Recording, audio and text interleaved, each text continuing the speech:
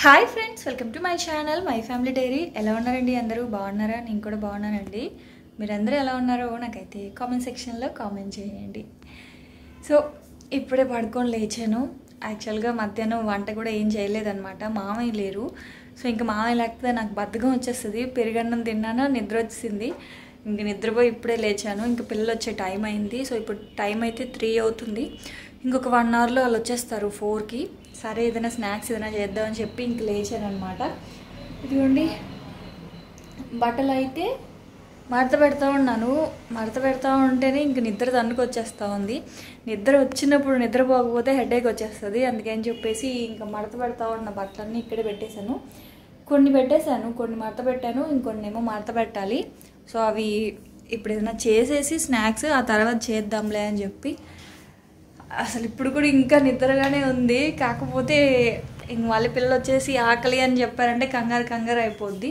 ఇదిగోండి మొక్కలకి నీళ్లు పోసాను. ఇంకా అవి కూడా ఎక్కడ పెట్టలేదు, ఇలాగ ఉంచేసాను అనమాట. మామూలుగా అయితే వాటర్ అంతా వెళ్ళిపోయిన తర్వాత పెట్టేస్తాయి కదా.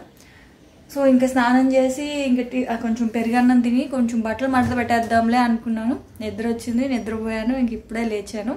టైమర్ అలారం పెట్టుకుంటాను అనమాట 3 o'clockకి. ఇంకా అలారం మోగంగానే ఇంక లేచి ఇంకా బద్దకిచ్చకూడదు, పని ఎక్కడదక్కడ ఉండిపోద్ది అని చెప్పేసి ఇంక లేచాను.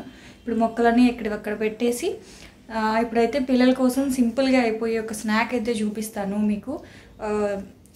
చాక్లెట్ తోటి చేస్తున్నాను. యాక్చువల్గా మీ దగ్గర చాక్లెట్ ఉంటే చాక్లెట్ వాడండి, లేదు అనుకుంటే జామ్ కూడా చేయొచ్చు. డోరా కేక్స్ అంటారు కదా, సో అవన్నమాట. డోరా కేక్స్ పిల్లలు చాలా ఇష్టంగా తింటారు. నేనైతే ఒక 1 week నుంచి చెప్తున్నాను కానీ చెయ్యట్లేదు. ఈ వాళ్ళగాని చేయకపోతే ఇంకుంటుంది నాకు మా పిల్లల దగ్గర. అందుకని చెప్పి డోరా కేక్స్ అయితే చేస్తాను. సో వ్లాగ్ అయితే ఇప్పుడే స్టార్ట్ చేశాను, కంటిన్యూ చేయండి, ఓకేనా? సో ఇంక ఇక్కడైతే మొక్కలన్నీ కూడా వాటర్ వెళ్ళిపోయాయి. ఇవన్నీ కూడా తీసి ఎక్కడక్కడ పెట్టేస్తూ ఉన్నాను. సో నేను నేర్చుకున్న గుడ్ హ్యాబిట్స్లో ఫస్ట్ మొక్కలు నాటడం అనేది ఒకటి చెప్పాలి. అసలు మొక్కలు నాటి అవి పెరుగుతూ ఉంటే ఎంత బాగుందంటే, మనసుకి ఎంత ప్రశాంతంగా ఉందంటే, నాకు ఎప్పుడు మైండ్ చిరాగ్గా ఉన్నా, ఒక్కొక్కసారి ఇంట్లో పని ఏం చేయాలనిపించదు, ఒక్కొక్కసారి ఎందుకో మనకే తెలియకుండా చాలా డిప్రెస్ అయిపోతూ ఉంటాము. సో అలాంటప్పుడు నేను ఏం చేస్తాను అంటే కొత్త మొక్కలు కొనడమో లేదా పాత మొక్కల్ని కట్ చేసి వేరే పాటింగ్ చేయడమో, ఏదో ఒకటి మొక్కల గురించి తెలుసుకోవడం, మొక్కలు నాటడం అలాంటివి చేసుకుంటూ ఉంటాను. మైండ్కి చాలా రిలీఫ్గా ఉంటుందండి, మనసుకి చాలా ప్రశాంతంగా ఉంటుంది. అసలు అంటే ఇక్కడ నాకు దగ్గరలో ఎవరు ఉండరు, మనసుకు బాధ కలిగినప్పుడు మాట్లాడడానికి అట్లా ఎవరు ఉండరు. సో అప్పుడు ఏం చేస్తాను అంటే మొక్కలతో మాట్లాడుకుంటూ మొక్కలు వేసుకుంటూ ఉంటాను అనమాట. ఆ హ్యాబిట్ చాలా మంచిది. సో మీకు ఎవరికైనా స్ట్రెస్ ఎక్కువ అయ్యింది అనుకున్నప్పుడు మీరు కూడా మొక్కలు నాటి వాటితో ఫ్రెండ్షిప్ చేయండి. చాలా ప్లెజెంట్గా ఉంటుంది మీ డే అనేది. నాకు అలాగే చాలా అలవాటు అయిందనమాట మొక్కలు అనేవి. సో ఇంక పిల్లల కోసం నేను డోరా కేక్స్ చేస్తానని చెప్పాను కదా. సో డోరా కేక్స్ నేను గోధుమ పిండితో చేస్తున్నాను. మీరు కావాలి అనుకుంటే మైదా పిండితో కూడా చేయొచ్చు. సో ఇక్కడైతే నేను చిన్న కప్స్ 3 cups గోధుమ పిండి తీసుకున్నాను. మీరు మిక్సీ జార్లో అయినా వేయచ్చు, లేదా చాపర్లో అయినా వేయచ్చండి. నేనైతే చాపర్లో వేస్తున్నాను, అంటే త్వరగా మిక్స్ అయిపోద్దని చెప్పి. సో 3 cups తీసుకున్నాను గోధుమ పిండి. గోధుమ పిండి ఎంత తీసుకున్నానో పంచదార హాఫ్ తీసుకోవాలి. గోధుమ పిండిలో హాఫ్ పంచదారలో హాఫ్ ఆయిల్ తీసుకున్న తర్వాత ఇక్కడ వచ్చేసి ఒక పావు స్పూను బేకింగ్ పౌడర్ అండి. బేకింగ్ పౌడర్ లేకపోతే ఒక చిటికెడు బేకింగ్ సోడా ఉంటుంది కదా, ఇడ్లీ దోశ పిండిలో వేసుకునేది, అదైనా ఒక చిటికెడు వేసుకోండి. తర్వాత ఒక 5 drops వెనీలా ఎసెన్స్ వేసుకోండి. ఇంకా మిల్క్ పౌడర్ కూడా వేసుకున్నాను. అమూల్ మిల్క్ పౌడర్ ఉంటుంది కదా, అదైతే వేసుకున్నాను. ఒకవేళ మీ దగ్గర మిల్క్ పౌడర్ లేదు అనుకుంటే మిల్క్ మేడ్ వేసుకోండి. మిల్క్ మేడ్ లేదు, ఎగ్ తింటాము అనుకుంటే ఎంచక్క ఒక 2 eggs అయితే వేసుకోండి. ఆ తర్వాత ఎగ్ కూడా తినము అనుకుంటే మిల్క్ పౌడర్ కూడా స్కిప్ చేసేసి కంప్లీట్గా పాలనే వేసుకోండి, నో ప్రాబ్లం. సో ఇక్కడైతే నేను మిల్క్ పౌడర్ ఎందుకు వేసానంటే ఇంకొంచెం సాఫ్ట్గా ఉంటుంది, అంటే ఎగ్ వేయట్లేదు కదా అని వేసుకున్నానండి. గోధుమ పిండి తీసుకున్నాను. గోధుమ పిండిలో హాఫ్ పంచదార తీసుకున్నాను. పంచదారలో హాఫ్ ఆయిల్ తీసుకున్నాను. ఒక 5 drops వెనీలా ఎసెన్స్, పావు స్పూను బేకింగ్ పౌడర్ అయితే వేసుకొని కొంచెంగా పాలు అయితే యాడ్ చేసుకుంటూ ఇదిగోండి ఇలా కేక్ బ్యాటర్ లాగా చేసుకోవాలన్నమాట. మీరు కావాలి అనుకుంటే ఇప్పుడు దీన్ని కేక్ మౌల్డ్స్లో వేసుకొని వెనీలా స్పాంజ్ కేక్ కూడా చేసుకోవచ్చు. కాకపోతే నేను దీంతో ఇప్పుడు ప్యాన్ కేక్స్ చేస్తున్నాను అనమాట. డోరా కేక్స్ అనేవి ప్యాన్ కేక్స్ లాగా చేసి దాని మీద చాక్లెట్ అప్లై చేస్తారనమాట. చాలా బాగుంటుంది, చాలా సింపుల్గా అయిపోతుంది, దోశ వేసినంత ఈజీ అనమాట. సో పిండి కలిపేసుకున్నాం కదా, ఆ తర్వాత ఇది వచ్చేసి చాక్లెట్. ఏ చాక్లెట్ అయినా తీసుకోండి, అంటే డార్క్ చాక్లెటా లేకపోతే వైట్ చాక్లెటా, అది మీ ఇష్టం, ఏ ఫ్లేవర్ అయినా పర్లేదు. నా దగ్గర డార్క్ చాక్లెట్ కొంచెం ఉంది, మిల్క్ చాక్లెట్ కొంచెం ఉంది. మిల్క్ చాక్లెట్ కాదు, white chocolate. So white chocolate కొంచెం ఉంది, ఇది కొంచెం అది కొంచెం మిక్స్ చేసేస్తూ ఉన్నాను అనమాట.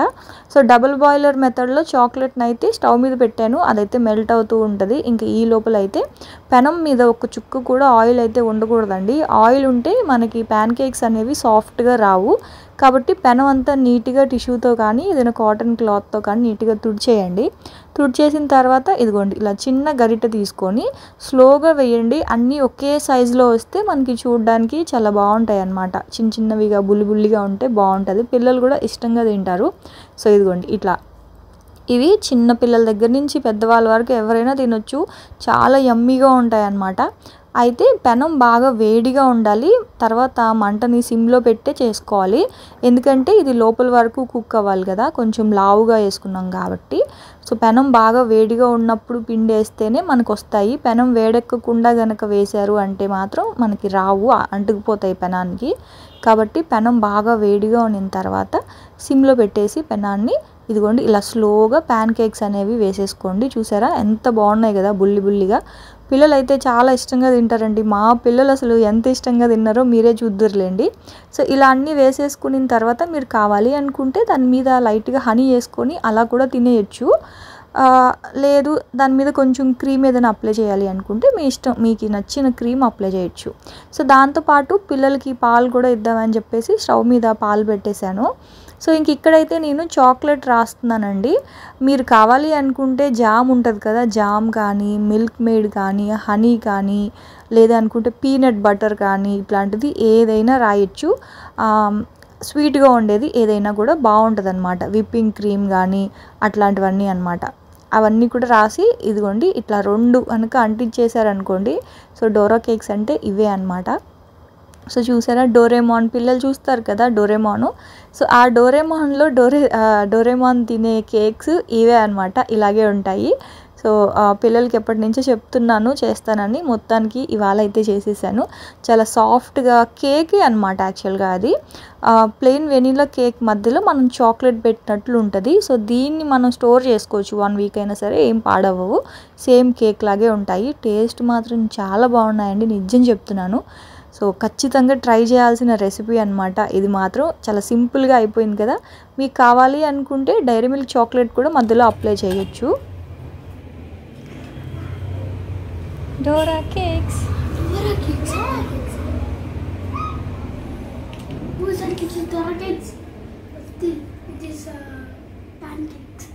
అరే డోరా కేక్స్ అలాగే ఉంటాయి కదరా.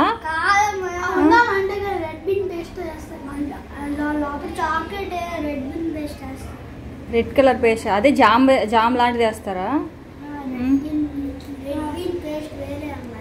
ఓహో మీకు తెలుసు, నాకు తెలియదు అయితే అది. నేను జామ్ అనుకున్నాను దాన్ని. సో జామ్ కంటే చాక్లెట్ మీకు ఇష్టం కదా అని చాక్లెట్తో చేసా. ఎలా ఉంది? అలా కూడా తింటారు, అలాకి బాగుందా? కేక్ లా ఉంది కదా.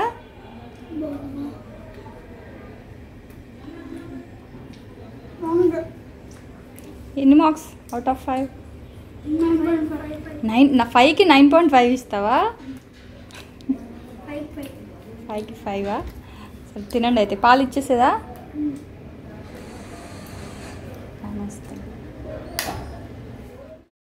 సో ఇంక ఇక్కడైతే చూసారు కదా మా పిల్లలకి ఎంత నచ్చిందో డోరా కేక్స్. నిజంగా అండి చాలా బాగున్నాయి, చాలా సాఫ్ట్గా స్పాంజీగా, మధ్యలో చాక్లెట్ తోటి అసలు ఒక 2 తింటే చాలు, కడుపు నిండిపోతుంది.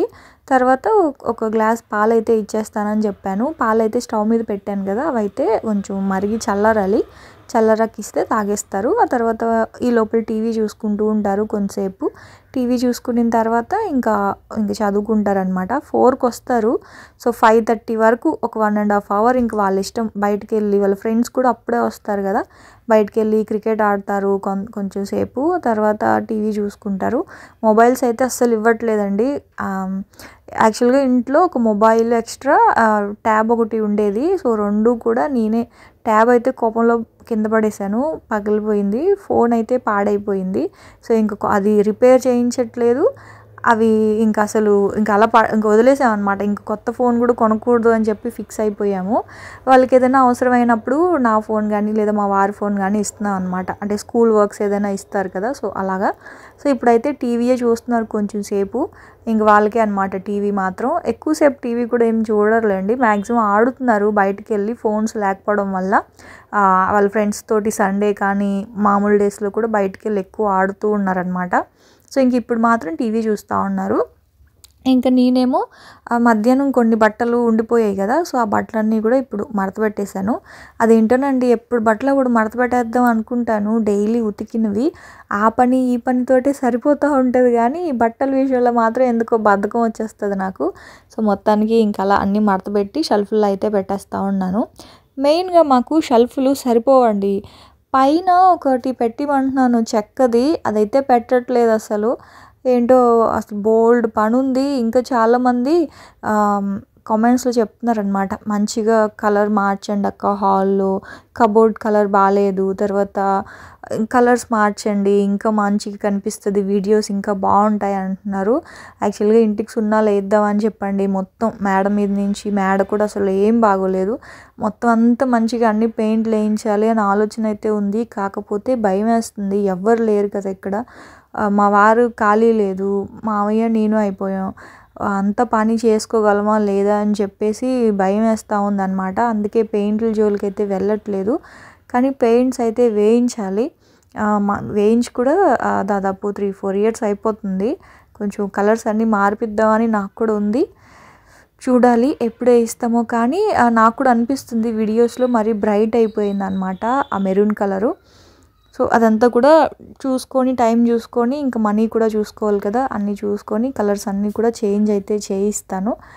సో ఇంకా బట్టలన్నీ పెట్టేసి పిల్లలకైతే పాలు ఇచ్చేసాను. అవి కొంచెం చల్లారిపోయాయి, అంటే గోరువెచ్చగా ఉన్నాయి. సో పంచదార ఎక్కువ అయితే వేయనండి. ఆ తర్వాత ఇది ఉంటుంది కదా, పెరుగన్నంలో కూడా సాల్ట్ ఎక్కువ తినరు మా పిల్లలు, అలాగే పాలల్లో కూడా పంచదార ఎక్కువ తినరు అనమాట. చాలా చిటికెడు తింటారు. సో స్వీట్స్ ఎందుకో ఎక్కువ తినరు, ఇంట్లో ఎక్కువ వండను కూడా స్వీట్స్. మీకు తెలుసు కదా, స్వీట్ రెసిపీస్ అయితే నేను పెద్దగా చేయను. ఎప్పుడో అది కూడా నాకు తినాలనిపిస్తే తప్పనిచ్చి పెద్దగా స్వీట్స్ అయితే ఏం చేయను. టీ మాత్రం తాగుతాను అనమాట రోజు. సో ఇంక ఇక్కడ ఏంటంటే ఇంకా మా వారు రాలేదు, సో మామయ్య కూడా లేరు, బయటికి వెళ్ళి ఉన్నారు. అయినా సరే టీ పెట్టేసుకున్నాను ఫస్ట్, నాకు కొంచెం హెడేక్గా ఉంది, టీ తాగుదామని చెప్పేసి. ఆ తర్వాత ఇంక ఇవి వచ్చేసి సామాన్లు మార్నింగ్ లోడ్ చేసి పెట్టేశాను. ఇంకా పిల్లలవి ఈవినింగ్ లంచ్ బాక్స్లు వచ్చాక వేద్దాంలే అని చెప్పేసి. అంటే మార్నింగ్ వేస్తున్నానా ఈవినింగ్ వేస్తున్నానా అని అడుగుతున్నారు కదా. అంటే సామాన్లు బట్టండి. యాక్చువల్గా అయితే నైటే వేసేస్తాను, నైట్ నిద్రపోయే ముందు ఒక రౌండ్ వేసేస్తే అదంతటా అదే తిరిగి ఆఫ్ అయిపోతుంది. అప్పుడు ఏం చెక్క మనము మార్నింగ్ లేచి సామాన్లు సర్దేసుకుంటాను. సో మార్నింగ్ కనుక సామాన్లు ఎక్కువ కనుక ఉంటే అప్పుడు ఒక రౌండ్ వేస్తాను. లేదు అంటే సామాన్లన్నీ కూడా ఇలా ఇదిగోండి లోడ్ చేసేసి ఈవినింగ్ వేస్తున్నాను అనమాట. అంటే కొంచెం ఇప్పుడు సామాన్లు ఎక్కువ ఉన్నాయి, ఫుల్ అయినప్పుడు వేసేస్తూ ఉన్నాను అనమాట. సో పాల గిన్నెలు, పెద్ద పెద్ద బిర్యానీ డేక్షాలు అవి మాత్రం నేను చేత్తో వాష్ చేస్తున్నాను.